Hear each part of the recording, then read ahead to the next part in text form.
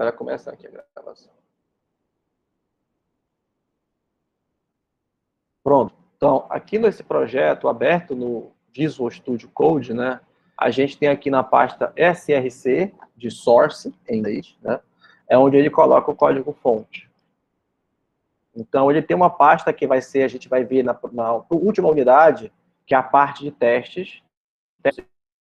Ele já... A gente vai focar isso nessa pasta. Vamos focar na pasta principal, main.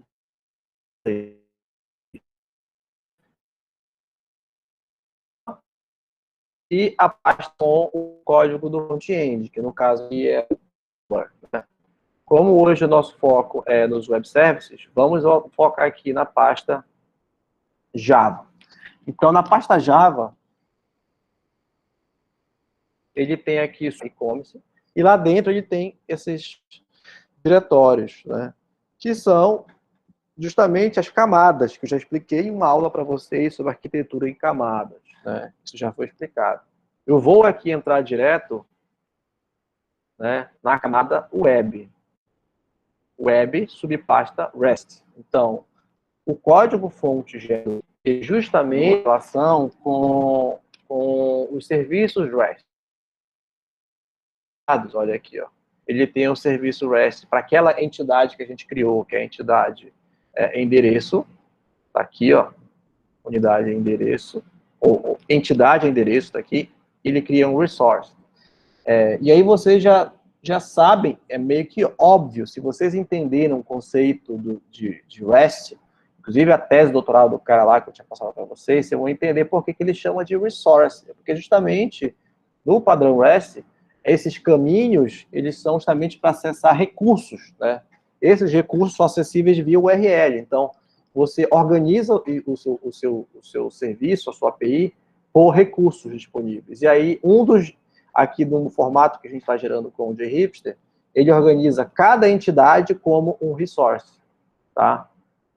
Então, aqui, ó, /API, /endereços, /endereços ID, Então, ele deixa esse padrão para ficar separado. E aqui está o resources de pedidos, ó.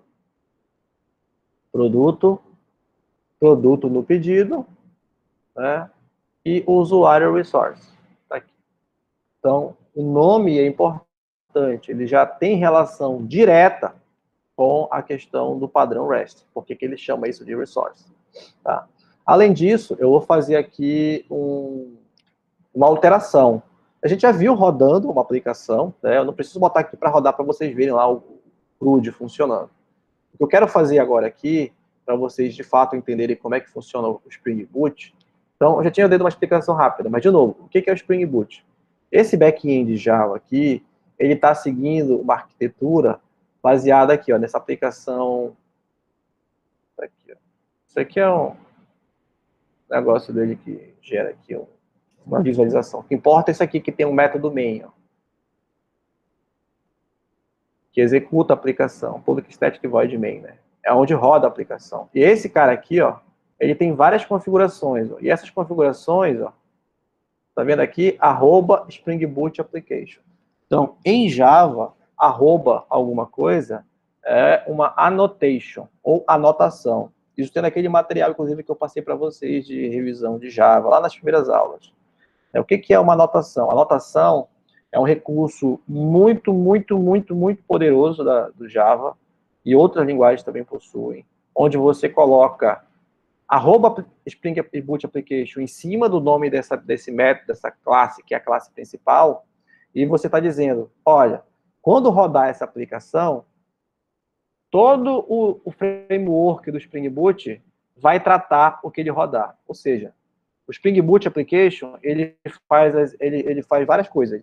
Ele te ajuda a fazer a configuração de banco de dados, configuração de gerenciamento de memória, gerenciamento de transações e várias coisas que as aplicações precisam. Então, só você colocar @Spring Boot Application, você está dando superpoderes para essa classe. Basicamente isso. Tá? Aí os superpoderes que o Spring Boot dá são justamente formas fáceis de você configurar a aplicação para banco de dados e outras coisas sem ter que escrever nada fora de uma annotation dessa. Tá? Você Você não precisa ficar escrevendo arquivo de configuração isolado, né? Então, com isso aqui, você já consegue dar superpoderes para esse sistema. Basicamente isso. Isso que é o Spring Boot. O Spring Boot, ele junta várias bibliotecas desse Spring Framework, né? Então, na verdade, ele é apenas uma forma de você juntar todas as superpoderes que o Spring Framework já dá para as aplicações, né? E ele ajuda essa configuração a ficar mais fácil, tá? Mas é isso. E cara, você vai procurar dizer, eu sei Spring Boot, coloque no seu currículo, para ver o quanto vai aparecer de demanda. O Spring Boot, ele surgiu assim, tem uns 4 anos. Então, há mais de 4 anos atrás, você não ouvia falar de Spring Boot. Mais de 4 anos para cá, existiu toda uma migração de aplicações que eram desenvolvidas com outras tecnologias para o Spring Boot, porque ele tornava muito mais fácil o desenvolvimento e tudo. E hoje ele é padrão de mercado. Então, quero trabalhar desenvolvendo APIs no Mercado Livre. Bota lá que você sabe Spring Boot. Você já está com meio caminho andado, tá? Porque você sabe Spring Boot, sabe usar, sabe construir uma API. Então, um dos caminhos é, obviamente, criar anotação, mas tem as outras coisas aqui, né? Então, mas o Spring Boot ajuda a configurar a aplicação. E aqui dentro do projeto, né, como ele é um projeto feito no Spring Boot, ele tem todas as outras camadas, banco de dados, etc., pré-configurados, né? E aqui eu vou fazer o seguinte, eu vou criar um novo serviço dentro do serviço que já existe. Por exemplo, aqui, ó, produto. Então, aqui ele tem uma busca do produto, né? Tipo, eu posso buscar o produto pelo nome, pelo ID, etc. Mas eu quero saber qual é o produto mais barato do e-commerce, por exemplo. Então, isso não está pronto. Por quê? Porque ele está pronto o post, o put, o delete. E ele tem também a busca genérica que eu tinha comentado com vocês já, né? Que ele gera, que é esse get com criteria, que a gente vê lá na API, no front da API, né, com o Swagger, que eu já expliquei também, que a gente pode fazer algumas buscas.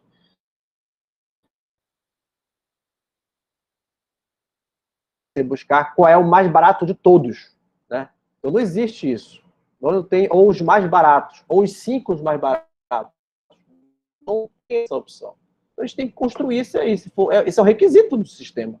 Me dá os baratões aí, os baratex. Como é que eu sei que eles são os baratos? Tem que fazer. Tem que programar. Como é que eu faço isso seguindo essa estrutura? Bora lá.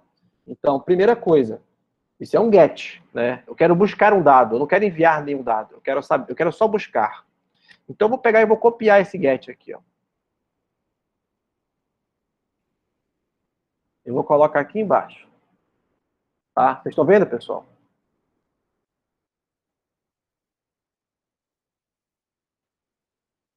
Estão vendo aí? Beleza. Aí aqui, ó, o nome está repetido, né? Get produto. Eu vou botar aqui get produto mais barato. Outra coisa, nessa API, ó, eu copiei de um lugar que tinha ID como parâmetro. Só que aqui o meu, eu não vou passar parâmetro nenhum. Eu só quero dizer, me dá mais barato, ele vai passar mais barato. Então não tem parâmetro. Então é o void aqui, ó, não tem nada. Então o método get produto mais barato, aqui não tem nada. Eu vou mudar. Isso aqui é um login, tá, pessoal? Ele escreve na saída do sistema para você depois ter o registro que aconteceu. Então REST, get produto mais barato. Mas só que ele não passa nenhum parâmetro, então não escreve mais nada além disso. Tá? Aqui é a consulta do banco de dados, que a gente já vai já customizar.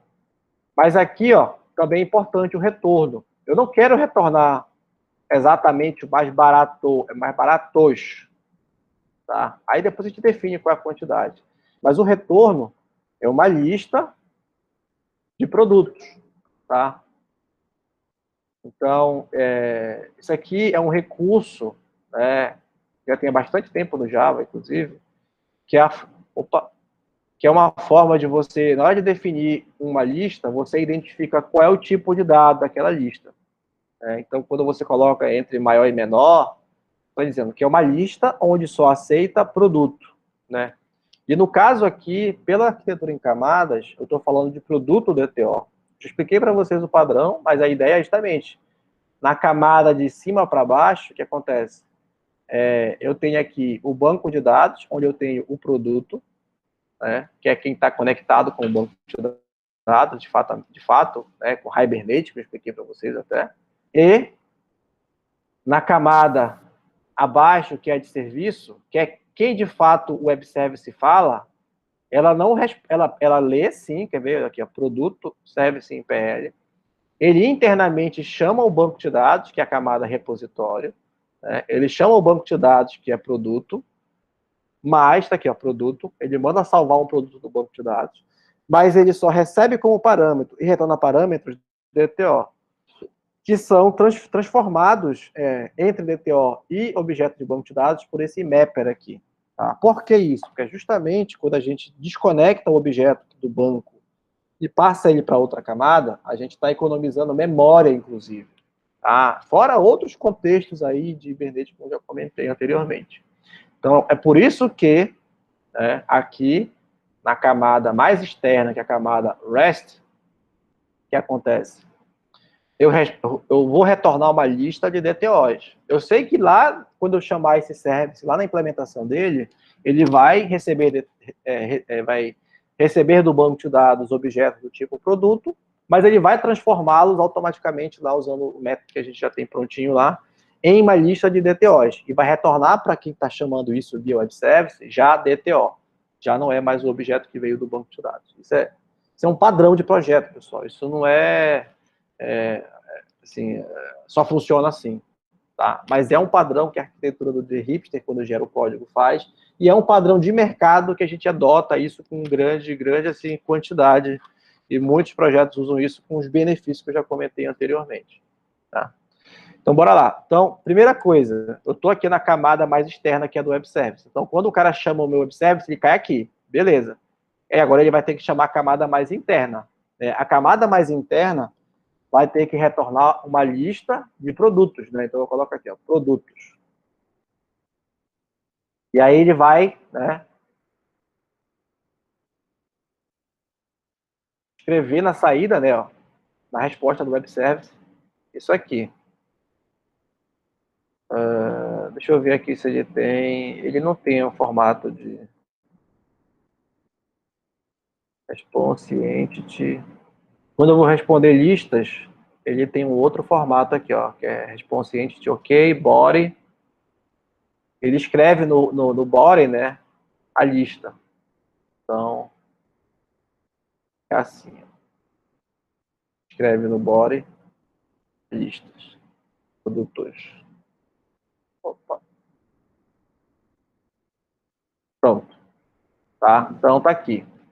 Isso aqui, pessoal, é uma biblioteca do The Hipster, né, no caso do Spring Boot, que ajuda a gente a escrever na saída do web service. Então, aqui, eu estou, de fato, né, respondendo o OK do HTTP, que é o 200, né, e o body é justamente o body. Lembra lá do body, quando a gente estava passando os parâmetros, né, dos testes da API e tudo? É o corpo da mensagem. Então, eu estou retornando no corpo da mensagem o conteúdo, que é uma lista. E esse conteúdo vai virar uma lista, vai virar um JSON, tá?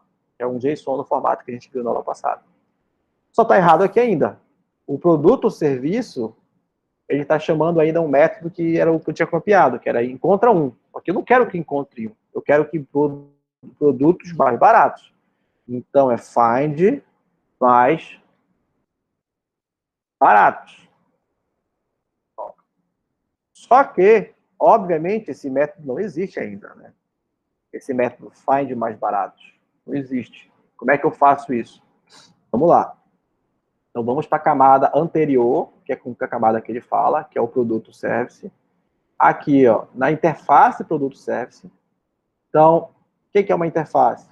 Uma interface é a definição de assinaturas de serviços ou métodos. Então, a gente define aqui, ó, quais são os métodos e qual é o parâmetro, qual é o retorno, qual é o nome do método, o que ele recebe de entrada.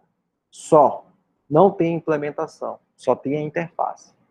Tá? Isso é importante, porque a definição de interface, ela separa as coisas. Eu posso passar para um outro programador só a interface e a implementação, ele não precisa olhar aquele código.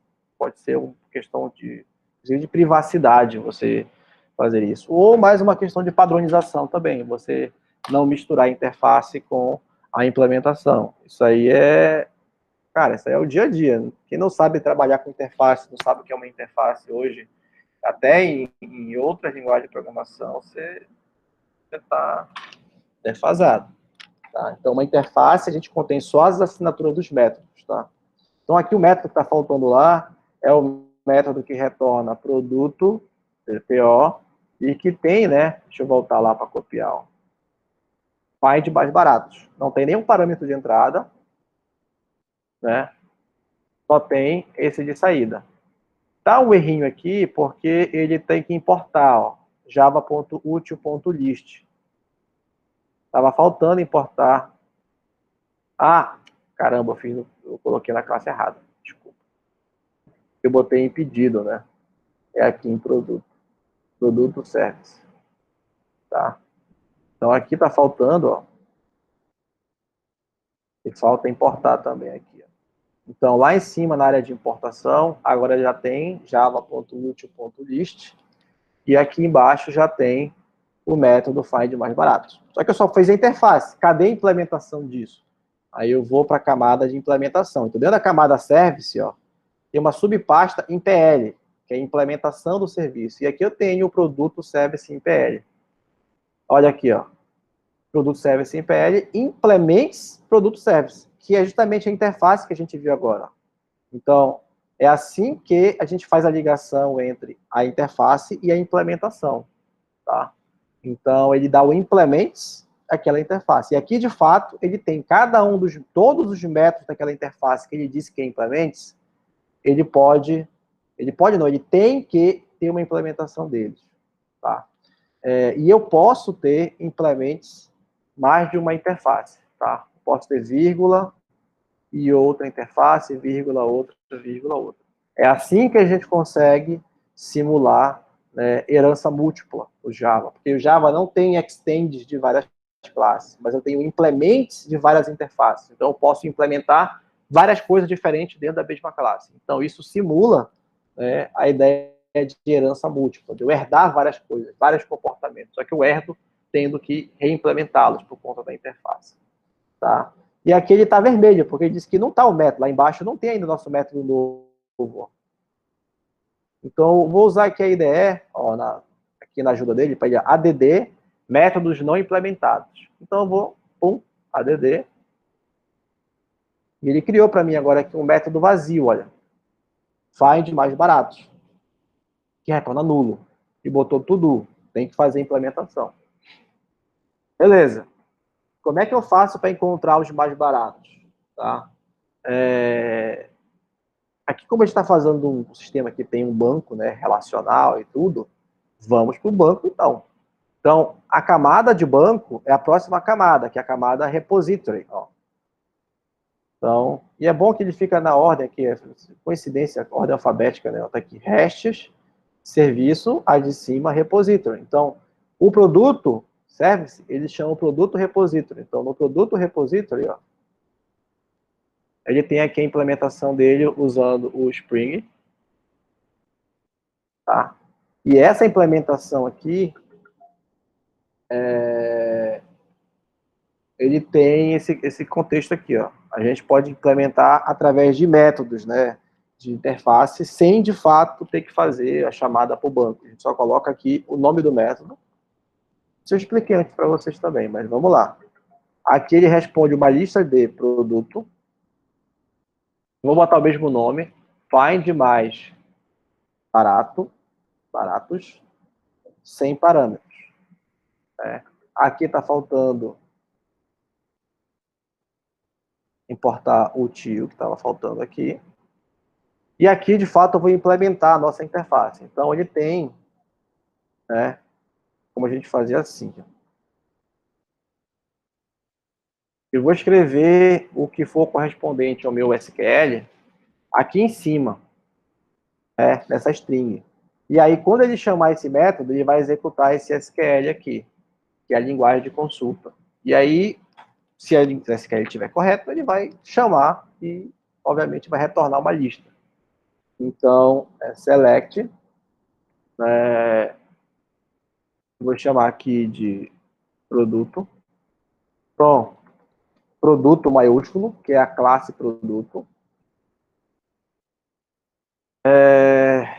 Where estoque, né? Lembra disso? Que ele tem um estoque.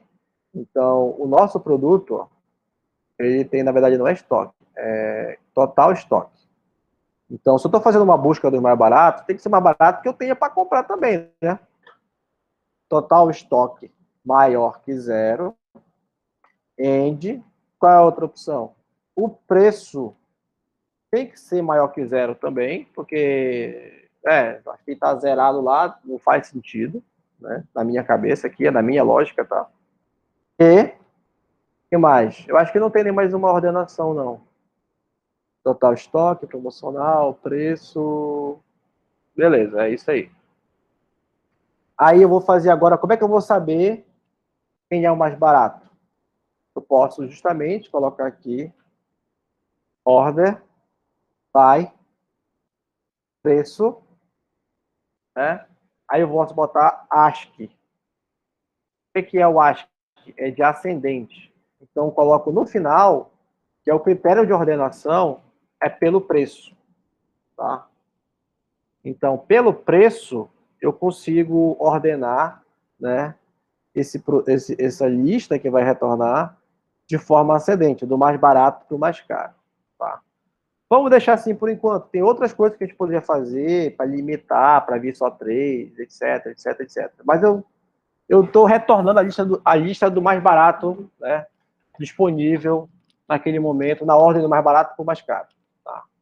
Tá muito simples a lógica, mas isso aqui já resolve o que a gente precisa. Então, select produto, from produto, maiúsculo aqui, porque eu estou dizendo qual é a classe, tá? Onde ele tem o total do estoque maior que zero e o preço já é maior que zero, order by preço de forma ascendente. Então, tem os mais baratos e os mais caros. Conseguiram entender até agora, pessoal, esse ponto aqui da consulta? Eu estou mostrando aqui como é que eu fiz isso usando a arquitetura do Spring, né?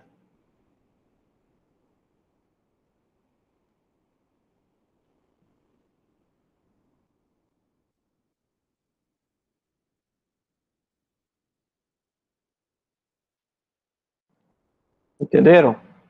Ninguém comentou nada, dormiram? Beleza.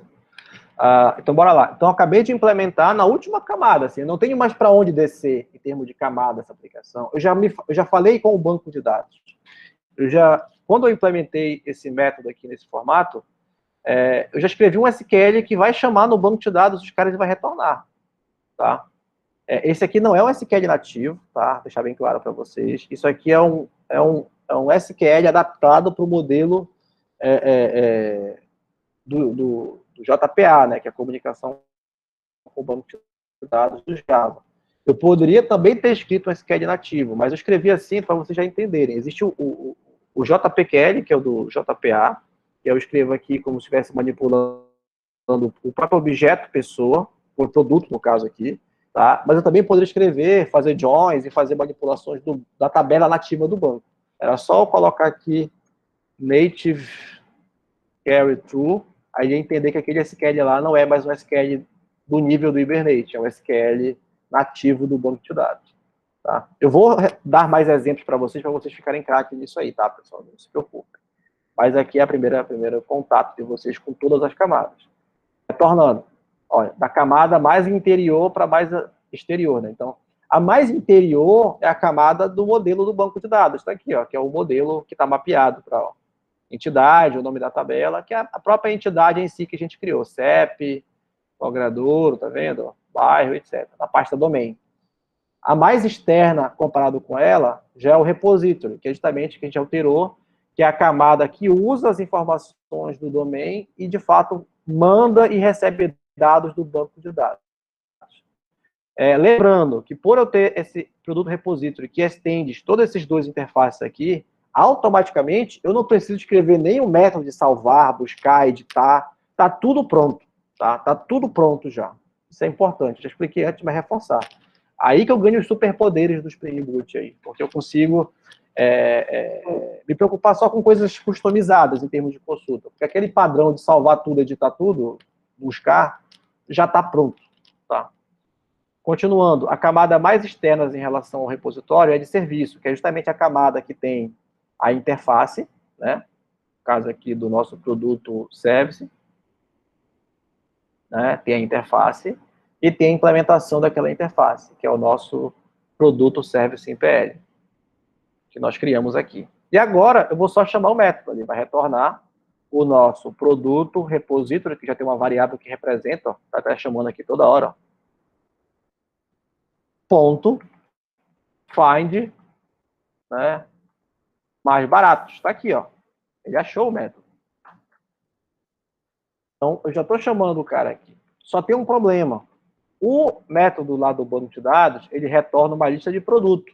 E eu preciso transformar essa lista de produto numa lista de produto DTO, né? Que é quem o método da assinatura aqui está respondendo. Então, para isso, existe esse cara aqui, ó, que é o produto mapper. Esse código aqui do produto mapper, ele é gerado pelo Hipster, mas é um padrão universal também, para quem trabalha com Java Spring Boot, tá? É uma classe que é criada, que ela tem um transformador de dados. Ela copia cada atributo com o mesmo nome de uma classe para outra. Basicamente isso. Então, como eu tenho aqui, ó, o MPL, deixa eu de novo aqui, o nosso produto service em MPL, se eu quero transformar essa lista que retornou desse método numa lista de produto DTO, é só chamar produto mapper.toDTO. Ó, opa, é que eu apaguei aqui, mas eu vou botar de novo. Aí eu vou botar aqui produto repository ponto find mais baratos. Aí olha o que aconteceu, ó. Eu primeiro chamo o método dos mais baratos, ele já é o parâmetro de entrada para o mapper que transforma todos para DTO. Eu posso até fazer assim, separado, só por questões didáticas, tá, pessoal? Só para vocês visualizarem melhor os passos. Tem gente que não está tão acostumada ainda com isso. Então, eu vou botar aqui, lista do banco.